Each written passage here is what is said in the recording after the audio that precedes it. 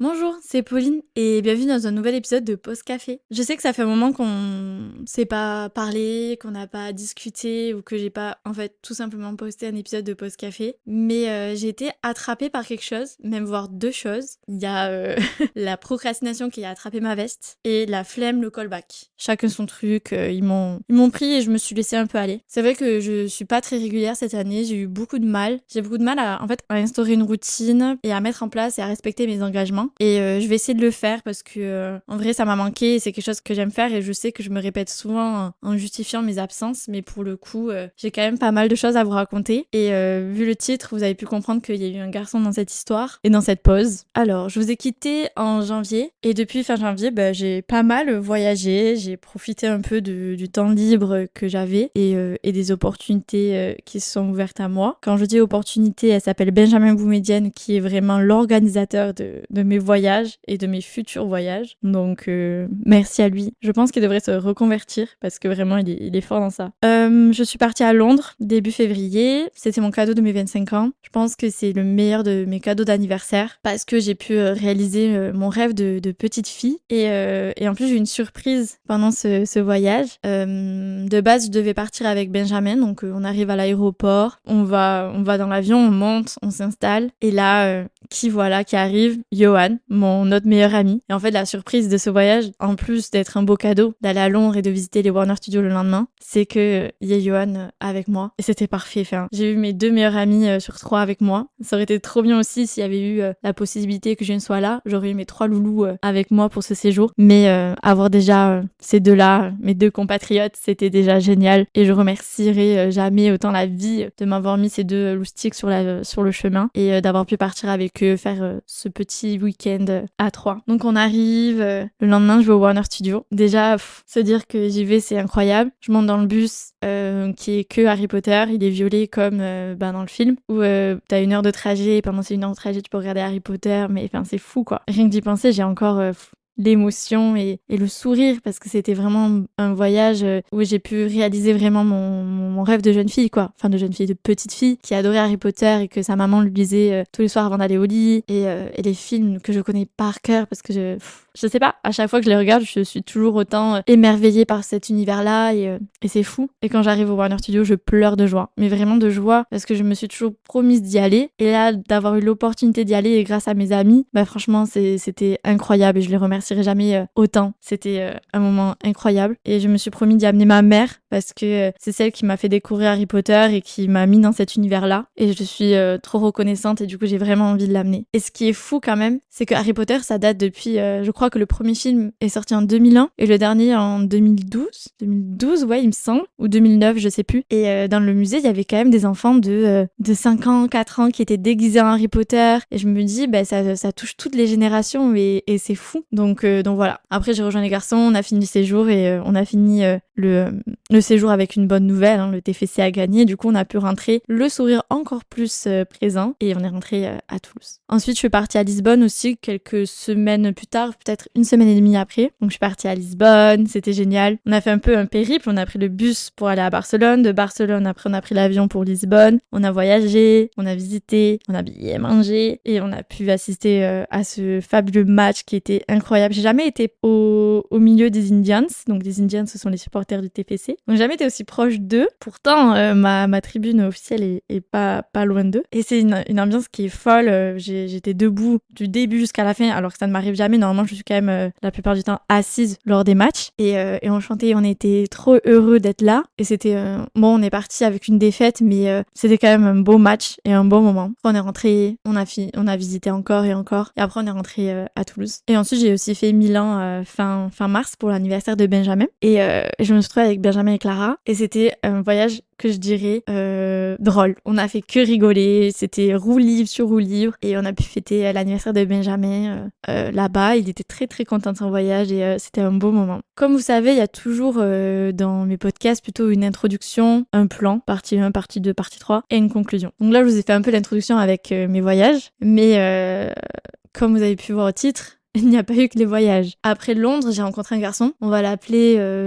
Comment on va l'appeler? Je réfléchis à un prénom. On va l'appeler... Oh là là. Bon, on va pas l'appeler. On va l'appeler Monsieur. Donc ce monsieur, je l'ai rencontré. Donc j'avais remis Tinder. Bon, je l'ai rencontré sur ce site-là. Et je m'attendais à rien en remettant Tinder. Je vous avais dit que je voulais vraiment être seule et passer du temps avec moi-même. Mais je ne suis pas parfaite, j'ai des faiblesses. J'ai remis Tinder. Je m'attendais à rien en réinstallant Tinder, sachant le type d'homme qu'il y a dessus. Il y a plus d'hommes charros que d'hommes qui veulent vraiment une relation. Donc je m'attendais vraiment à rien. Et quand on s'attend à rien, on rencontre une personne qui n'est pas prévue. Et c'est ce monsieur-là qui est rentré et qui n'était pas prévu. Et comment dire que je m'attendais pas à m'entendre aussi bien avec une personne, à rire tout le temps, et qu'on s'appelle et qu'on rigole et que à la fin on pouvait parler de sujets très sérieux. En fait, ça a été une connexion mentale forte, très forte. C'est une personne qui a été un coup de cœur, voilà, on peut dire que ça. Et quand on s'est rencontrés, c'est pareil, ça n'a fait que décupler ce que je pensais de lui et de ce que je pouvais ressentir pour cette personne. Donc ça a été très intense. Sauf que vous savez, il y a des personnes que vous rencontrez et c'est pas le bon moment. Je pensais pas que ça existait avant de le vivre et j'ai été cette personne. Pour lui, j'ai été la bonne personne, mais au mauvais moment. Alors je sais qu'il y a des gens qui sont très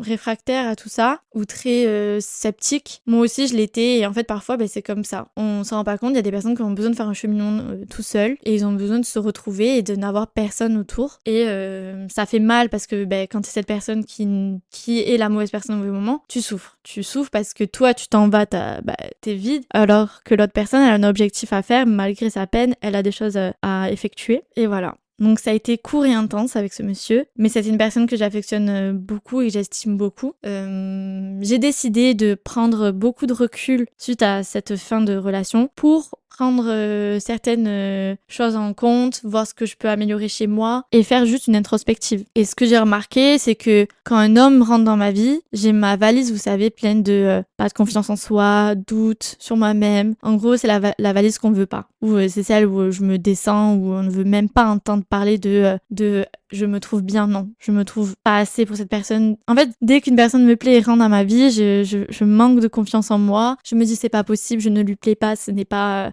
réel. Alors qu'en fait, si, ça l'est, mais c'est ce foutu manque de confiance en moi qui me bouffe quand même et continuellement durant le moment où j'ai côtoyé ce monsieur. Je ressentais ce manque de confiance et c'est épuisant de vivre avec ça. Donc je sais que j'ai encore beaucoup de travail à faire. Je faisais ce travail avant de rencontrer ce monsieur et maintenant qu'il n'est plus là, je reprends ce travail en main. J'ai toute ma santé mentale à améliorer, tous les vous savez, tous les aspects que je voulais améliorer. Je reprends ce travail parce qu'il n'est pas terminé et il est continuel en fait. Et puis je parle avec des personnes, puis je me rends compte que je suis pas toute seule dans ce cas. Et c'est juste à s'entraider, à trouver des alternatives et trouver des choses qui permettent de se retrouver et de se dire ouais, en fait je suis une bonne personne et pourquoi plairais pas. En fait si c'est le cas, parce que j'ai plein d'atouts et il faut arrêter d'être aveugle de ces atouts. Donc il y a ça aussi dont je veux améliorer. La seconde chose que j'ai remarqué, c'est qu'en fait oui, je peux trouver quelqu'un avec qui je m'entends autant intellectuellement, autant comment dire, genre j'ai toujours voulu trouver quelqu'un que ça soit mon meilleur ami amoureux parce que je côtoie beaucoup d'hommes qui sont mes meilleurs amis et ils me font mourir de rire, ils sont extrêmement drôles et je ne me vois pas ne pas être avec eux et ne pas rire parce qu'ils sont pour moi des personnes super drôles. Et si je ne peux pas autant rire avec la personne que je partage ma vie comme je rigole avec mes meilleurs amis, je ne vois pas comment je ne pourrais rester avec lui. Et c'est vrai que je compare beaucoup avec eux parce que je me dis c'est comme ça que je veux vivre ma relation. Autant rire que parler sérieusement, que vivre des moments compliqués et heureux. Et je sais que c'est ça que je veux et je sais qu'en fait je peux le trouver. Sauf que parfois, y a des complications et c'est ça la vie aussi. Tout ne peut pas être un long fleuve tranquille. Tant pis, on prend ce qu'on a et on essaie de faire avec et d'améliorer ce qu'on a et ce qu'on fait. Donc j'ai pris ça en compte également. Et aussi, j'ai un côté heureux de me dire que je vais reprendre tout le cheminement, reprendre le sport, me défouler parce que vraiment le sport ça me défoule énormément. Par exemple, mercredi j'étais un peu dans une mauvaise vibe. C'est ça le processus de réparer son cœur. Je m'étais là, puis il me manque et tout. Et je me suis dit, bon, allez, tu vas faire ton cours de danse, tu vas te défouler et après ça ira mieux. Et effectivement, une fois que je suis sortie de mon cours de danse, ça allait beaucoup mieux. J'étais soulagée, j'ai écouté Aya Nakamura dans la voiture parce qu'il faut savoir que quand j'ai une peine de cœur, il y a une seule artiste qui arrive à me faire bouger et que j'arrive à écouter, c'est Aya Nakamura parce que pour moi, c'est une bad bitch. Et quand elle est là, quand j'écoute, je suis on fire et c'est vrai que j'arrive beaucoup à l'écouter et à me dire, allez, c'est bon, il y a plus de problème quand j'écoute Aya Nakamura. Je chante à tue-tête et voilà, c'est un peu ma thérapie finalement. Et pareil, jeudi, j'étais fatiguée un peu et je suis allée à mon cours de body attack. Et là, j'ai mis des uppercuts à toutes mes incertitudes, à toutes mes manques de confiance en moi et toutes les peines que j'avais. Bam, uppercut. Et ça m'a défoulée et ça m'a fait vraiment du bien. Je suis sortie de là, j'étais défoulée. Donc le sport, c'est une bonne alternative à tout ça. Je me remets à lire, à prendre du temps pour moi. Et puis même, ça me permet aussi de me décrocher de mon téléphone. Parce que je parlais à ce monsieur tout le temps, donc du coup j'étais scotchée à mon téléphone. Là c'est je rentre la danse, imaginons le mercredi soir, je pose mon téléphone, je fais ma life. Après c'est dur parce que on est tous et toutes accros à notre téléphone et le poser rien que 1 heure c'est un peu un challenge. J'ai envie de le faire parce que je me trouve trop accro à ça et ça ne me plaît pas. Donc voilà, il y a beaucoup de choses à faire et ça prendra le temps qu'il faut et j'ai envie de prendre ce temps. Après je ne sais pas de quoi la vie est faite parce que par exemple ce monsieur n'était pas prévu et il est arrivé, mais pour le moment il y a beaucoup de temps pour moi, de voyages qui vont être prévus. Et voilà, et j'ai hâte aussi de partager ces moments avec moi-même parce que comme j'ai pu lire et voir, c'est on ne peut pas tomber amoureux d'une personne si on ne s'aime pas soi-même. Et c'est vrai, parce que si on a beaucoup d'incertitudes sur soi-même, comment on peut arriver à aimer quelqu'un parce que ces incertitudes, elles vont se reposer sur la personne avec qui on a envie de vivre quelque chose et c'est pas ce qu'on veut et puis on se met dans des états qui ne devraient pas être. Donc j'ai fait toute cette introspective et ça m'a fait beaucoup de bien. Puis je profite, Yohan il m'a amené à Osegor pour me vider l'esprit et me changer les idées, ça m'a fait un bien fou. Et d'après quelqu'un, alors je vais vous raconter une petite histoire parce que vu que la vie n'est jamais un long fleuve tranquille, ça peut vous faire rire. Et moi ça m'a fait mourir. Enfin ça m'a fait rire mais au début c'était la panique. Vendredi j'étais avec Lisa, en marche et tout. Et là je passe sous un arbre. J'en rigole. Et je sens comme si on m'avait lancé une bombe à eau sur ma tête et que ça a explosé. Autant vous dire que ce n'était pas une bombe à eau, mais un putain de pigeon qui m'a chié dessus. Il m'a déféqué. Genre, je pense qu'il avait la coulante parce que c'était waouh, j'en avais partout. Heureusement que j'avais plaqué mes cheveux et que c'était plus simple à enlever. Lisa, elle explose de rire, mais j'en avais sur les lunettes, sur les doigts. J'étais choquée. Le piaf a chié sur ma tête. Et là, il y a un mec qui arrive qui me donne des mouchoirs et qui me dit non, mais ça porte chance. Et moi, j'étais là, j'espère que ça va me porter grave chance parce que vraiment, là, je suis choquée. J'étais choc-barre. Il m'a chié dessus.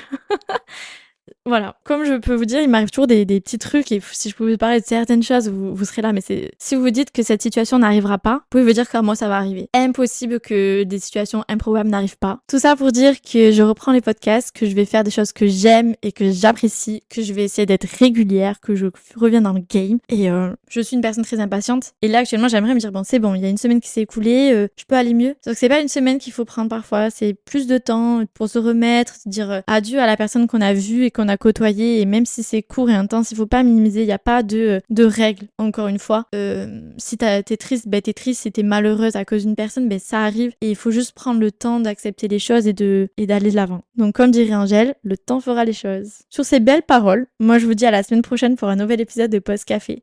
Ciao!